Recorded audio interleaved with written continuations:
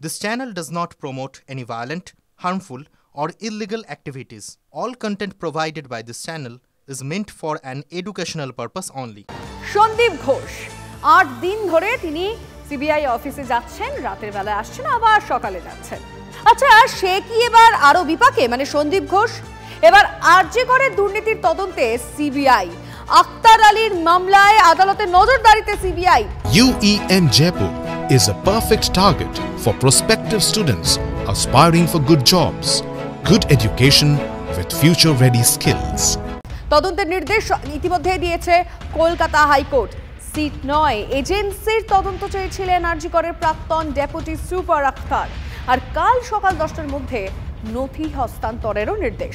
তদন্তের নথি হস্তান্তরের নির্দেশ বিচারপতি ভারদ্বাজের।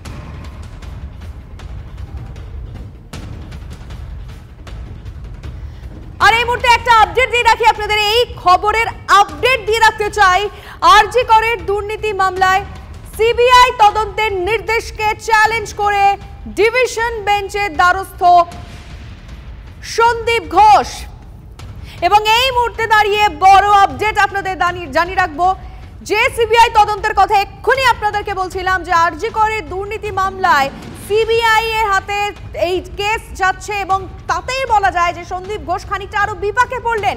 কিন্তু যে নির্দেশ দেওয়া হয়েছে সেই নির্দেশকে চ্যালেঞ্জ করে এবার ডিভিশন বেঞ্চের দ্বারস্থ সন্দীপ ঘোষ বিচারপতি হরিশ টন্ডনের ডিভিশন বেঞ্চের দ্বারস্থ হয়েছেন। রায়ের কপি হাতে পেয়ে আসতে নির্দেশ দেওয়া হয়েছে বেঞ্চের তরফ থেকে। নিঃসন্দেহে দাঁড়িয়ে এই মুহূর্তে বড় খবর যে সিবিআই তদন্তের নির্দেশ দেওয়া হয়েছিল, সেই সিবিআই তদন্তের নির্দেশকে চ্যালেঞ্জ করেই এবার ডিভিশন বেঞ্চের দ্বারস্থ সন্দীপ ঘোষ বিচারপতি হরিশ টন্ডনের ডিভিশন বেঞ্চের দ্বারস্থ হয়েছে। রায়ের কপি হাতে পেয়ে তারপরে আসার নির্দেশ দেওয়া হয়েছে বেঞ্চের তরফ থেকে। যে সন্দীপ ঘোষ কার্যত রোজ গত 8 দিন ধরে টানা জিজ্ঞাসাবাদ চলছে তাকে, আর সেখানে আরজি করের যে দুর্নীতির বিষয়টা নিয়ে তদন্ত চলছিল, এবার সেটাও সিবিআই এর কাছে চলে গেল। যা নিয়ে আলোচনা আমরা একটু আগে করছিলাম, তার মধ্যেই নতুন করে আপডেট এসে পৌঁছলো যে সেই নির্দেশকেই চ্যালেঞ্জ করলো সন্দীপ ঘোষ এবং সেই নির্দেশকে চ্যালেঞ্জ করে ডিভিশন বেঞ্চের দ্বারস্থ হয়েছেন। কিন্তু এখনো পর্যন্ত রায়ের কপি না থাকায় তাকে কপি নিয়ে বেঞ্চ আসার জন্য বলেছে। আচ্ছা, আরক্ষী খানিকটা বিপাকে পড়েই এই নির্দেশকে চ্যালেঞ্জ করলেন সন্দীপ ঘোষ। কেনই বা চ্যালেঞ্জ মানে তিনি এই যে সিবিআই এই বিষয়টা নিয়ে তদন্ত করত, তাতে সমস্যা কোথায়? আরজি করের যে দুর্নীতি, আমরা অবশ্যই আক্তার আলী বক্তব্য আগেও শুনেছিলাম এই বিষয়কে নিয়ে, যে কিভাবে, মানে একটা কথা যদি একটা বাক্যে বলা যায়, আরজি কর দুর্নীতির আতুর ঘর হয়ে দাঁড়িয়েছে। বিশেষ করে গত 4 বছরে এই ছবিটা আমরা দেখছি, গত 3-4 দিন ধরে একটার পর একটা অভিযোগ, একটার পর একটা দুর্নীতি সামনে আসছে, সন্দীপ ঘোষের কীর্তি সামনে আসছে। আর যখন সেই আরজি করের দুর্নীতির তদন্ত সিবিআই এর হাতে গেল, কোথাও গিয়ে কি বুঝতে পারলেন সন্দীপ ঘোষ যে সমস্যা আরো বাড়তে পারে, আর সেই কারণেই তিনি এই নির্দেশকে চ্যালেঞ্জ করলেন। যদি সিবিআই এই বিষয়টা তদন্ত করে তাহলে কি সামনে আরো বড় কিছু আসতে পারে? সন্দীপ ঘোষ ডিভিশন বেঞ্চে চলে গিয়েছেন এবং এই যদিও তার কাছে কপি না থাকায়, নির্দেশের কপি না থাকায় তিনি এখনো চ্যালেঞ্জ করতে পারেননি। কিন্তু আক্তার আলী কি বলেছেন এই বিষয়কে নিয়ে শোনাবো। সত্যি কথা বলতে কোনো অ্যাকশন হয়নি। আজকে আমি একটা অ্যাকশন দেখতে পারলাম কি একটা হায়েস্ট, আমাদের দেশে যে হায়েস্ট ইনভেস্টিগেটিং অথরিটি, তাকে এই কেসটা দেওয়া হয়েছে। আর আমি আশা করছি কি জাস্টিস হবে। আর যেহেতু উনি দোষী, ওনার সঙ্গে আরও লোক দোষী আছে, তাহলে ওনারা খুব কড়া শাস্তি পান। সিবিআই ইনভেস্টিগেশন করে এই রিপোর্টটা দেওয়ার কথা 21 দিনে বলা হয়েছে। ততক্ষণ আমি অপেক্ষা করব। আমার যে সংগ্রামটা ছিল, যে এজিটেশনটা ছিল, যেটার জন্য আমি লড়ছি, এবার আমি আশা করছি কি আমি সাকসেস হব আর এই রকম দোষী মানুষ শাস্তি পাবে। আর এই বিষয় নিয়ে আমরা শুনবো আইনজীবী তথা বিজেপি নেতা তরুণজ্যোতি তিওয়ারি কি বলেছেন, তৃণমূলের তরফ থেকে অরূপ চক্রবর্তী কি বলছেন। আরজি করে এই ধর্ষণ এবং হত্যার পিছনেও ফিনান্সিয়াল করাপশন থাকতে পারে। মাননীয় বিচারপতি অর্ডার দিয়েছেন যে এই তদন্তটাও সিবিআইয়ের কাছে যাওয়া উচিত, কারণ আরজিকর ঘটনায় একটা তদন্ত চলছে, সেখানে ফিনান্সিয়াল ইরেগুলারিটিস, রাজ্য সরকারের কাছে অভিযোগ 2023-এ করার পরও তড়িঘড়ি করে এখন এসআইটি ফর্ম করা, অনেক কটা কোশ্চেন এসেছে এবং ইম্পার্শিয়াল ইনভেস্টিগেশনের জন্য, প্রপার ইনভেস্টিগেশনের জন্য মাননীয় কলকাতা হাইকোর্ট মাননীয় বিচারপতি রাজশ্রী ভরদ্বাজ মহাশয় তিনি অর্ডার দিয়েছেন যাতে যে কমপ্লেনগুলো আছে, যে সিরিয়াস অভিযোগগুলো আছে, সেগুলো নিয়ে সিবিআই যাতে ইনভেস্টিগেট করে, কারণ ফিনান্সিয়াল স্ক্যাম আছে বলেই তো এসআইটি করেছিল। সন্দীপ ঘোষ অপরাধী না নিরপরাধ সেই বিচার করবে তদন্তকারী এজেন্সি। যদি অপরাধ করে থাকে সন্দীপ ঘোষ চুলোয় যাক, যে গোল্লায় যাক, প্রয়োজন করলে ফাঁসি কাটে যাক, সেই বিষয়ে আমাদের কোনো বক্তব্য নেই। আর সন্দীপ ঘোষ পলিগ্রাফি টেস্ট যদি সম্মতি নাও দিতেন, তাহলেও আমার মনে হয় যে মানুষের সন্দেহ নিরসনের জন্য পলিগ্রাফি টেস্ট করা প্রয়োজন ছিল। পলিগ্রাফি টেস্টে সত্যাসত্য সামনে আসুক, আমরা সবাই চাই যে আসল সত্যিটা সামনে আসুক।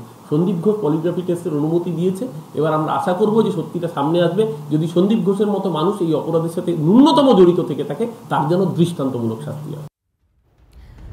চিকিৎসক অভিজিৎ চৌধুরী কি বলেছেন এই বিষয়ে শুনুন।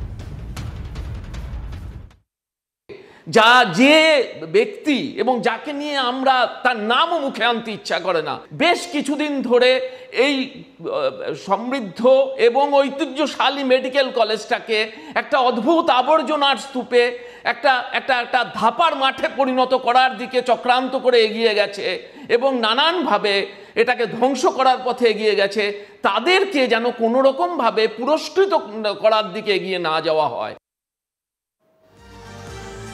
এবার আরো একটা বড় খবরের আপডেট দিই। তিলোত্তমা কাণ্ডে সিজিওতে হাজিরা আরজি করের আউটপোস্টের ওসি, অ্যাডিশনাল ওসি সহ অন্য পুলিশ কর্মীদের ওই দিনের ঘটনাক্রম জানার জন্য তলব করা হয়েছে।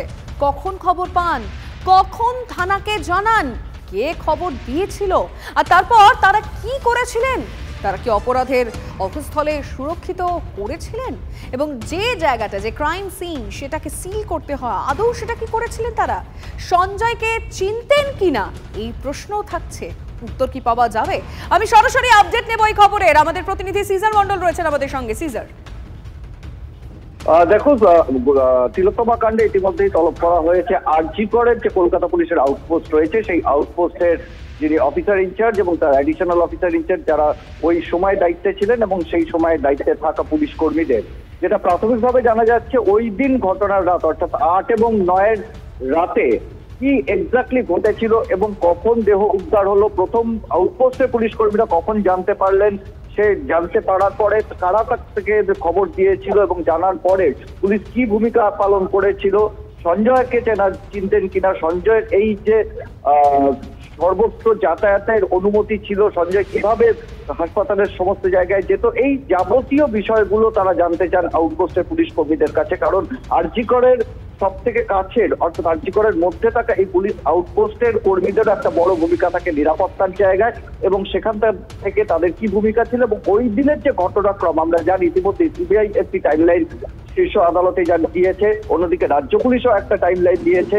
সেই টাইমলাইনের সঙ্গে পুলিশ কর্মীদের বক্তব্য কতটা মিলছে, সেখানে কোনো অসঙ্গতি আছে কিনা, সেগুলোই জানবার জন্য কিন্তু তাদের জিজ্ঞাসাবাদ করা হবে, এটাই জানা যাচ্ছে। অনেক ধন্যবাদ সিজার।